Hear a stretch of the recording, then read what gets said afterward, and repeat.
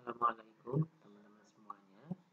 Kita lanjutkan ya untuk materi tentang bagaimana pembiayaan atau pengajuan kredit itu di lembaga keuangan syariah ya.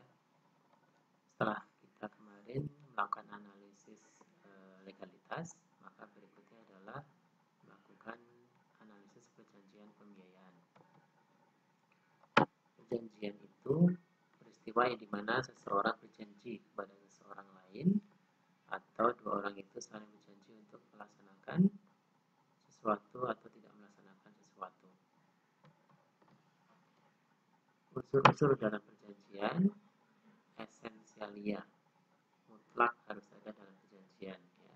Kemudian naturalia yang telah diatur oleh undang-undang tapi dikesampingkan oleh para pihak, misalnya pasal 1767 KUHP tentang bunga sebesar 6% per tahun. Kemudian accidentalia, unsur yang tidak diatur dalam undang-undang tapi diadakan, misalnya komitmen fee atas dana yang belum ditarik. Nah, syarat sah perjanjian pasal 1320 KUHP adalah adanya kesepakatan, kemudian para pihak itu cakap terkait dengan suatu hal tertentu dan suatu sebab yang halal. Nah, adapun syarat sahnya perjanjian, yang pertama adanya kata sepakat. Subjek yang melakukan perjanjian itu harus sepakat tentang hal-hal dalam perjanjian. Ya, tidak boleh satu pihak memaksakan kepada pihak yang lain. Kesepakatan tersebut dilakukan dalam keadaan bebas, tidak ada paksaan, kemudian tidak ada unsur penipuan, mengetahui secara jelas isi perjanjian tersebut. Ya, jadi para pihak, terutama dalam hal ini adalah nasabah, berhak untuk membaca terlebih dahulu perjanjian ya sebelum tanda tangan. Biasanya langsung saja tanda tangan ya, tidak pakai membaca. Berikutnya adalah cakap melakukan perbuatan hukum. Artinya apa? Dia dewasa, tidak sedang sakit, dan tidak sedang dipailikan. Adanya hal tertentu yang diperjanjikan. Hal tertentu itu hal-hal yang disepakati masing-masing pihak, serta tata cara penyelesaian jika terjadi masalah harus dijelaskan secara konkret. Kemudian adanya suatu sebab yang halal. Sebab halal, isi perjanjian tidak dilarang oleh undang-undang, tidak melanggar ketertiban umum kesusilaan, tidak melanggar syariat. Nah, syarat itu ada syarat subjektif, ada syarat objektif. Syarat subjektif yaitu tadi sepakat, cakap, ini dapat dibatalkan. Ya, tidak sepakat, maka perjanjian kredit atau pembiayaan tidak jadi. Ya kan? Syarat objektif suatu hal tertentu dan suatu sebab yang halal. Nah, kalau ini jelas batal demi hukum. Ya, tadi atau kemarin kita bicara tentang prinsip syariah ya. Kalau ada yang melanggar maisir, melanggar maghrib ya, maisir, horor, riba, batil ya, batal demi hukum. Nah, ini semua masuk di salah satu perjanjian.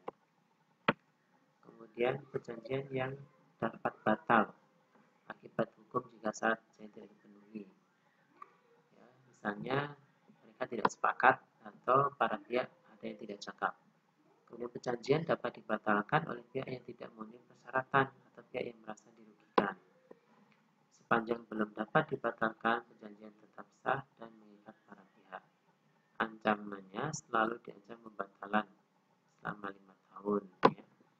Bahaya ini dapat diantisipasi dengan penguatan oleh orang tua, kurator atau wali. Penguatan harus dibuat secara mengakui dan akan menaati isi perjanjian. Kalau syarat objektif tidak terpenuhi, misalnya karena suatu hal tertentu atau suatu sebab yang halal, maka batal demi hukum. Artinya secara yuridis dari semula tidak ada perjanjian, karenanya masing-masing pihak tidak dapat saling menuntut. Perjanjian batal demi hukum tidak perlu diminta pembatalannya kepada hakim. Nah, asas-asas perjanjian, konsensualisme mengikat para pihak sejak kesepakatan dibuat. Kemudian terbuka, perjanjian dibuat para pihak meliputi segala hal. atau apapun sepanjang tidak dilarang oleh undang-undang.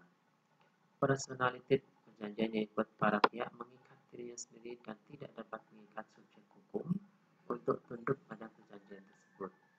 Opsional, para pihak berhak dan bebas mengatur sendiri isi perjanjian.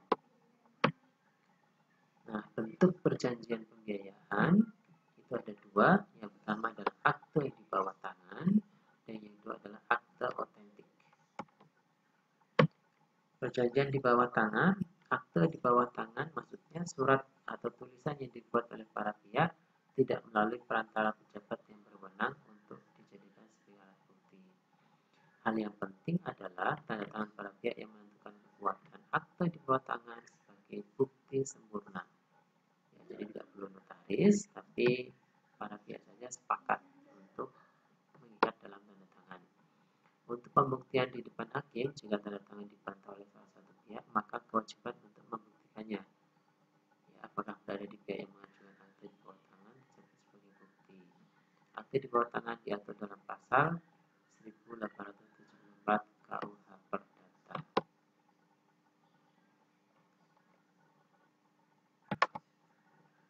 Nah, contoh ini legalisasinya.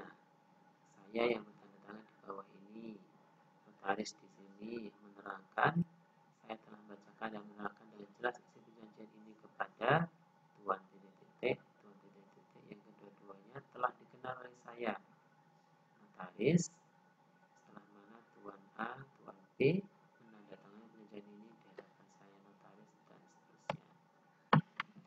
Nah, perjanjian di bawah tangan atau wallmarking artinya pengesahan atas akte di bawah tangan oleh pejabat berwenang yang ditunjuk oleh undang-undang atau peraturan lain. Disahkan saja ya. Notaris hanya sekedar mencatat perjanjian yang telah dibuat para pihak dalam buku dan diberi nomor urut. Wallmarking tidak membenarkan tanda tangan, tanggal, tempat, dan isi perjanjian. Ya. Untuk pembuktian pihak yang mengajukan harus mempunyai bukti tambahan, misalnya saksi. Nah, itu kalau di bawah tangan ya. Contoh wallmarking.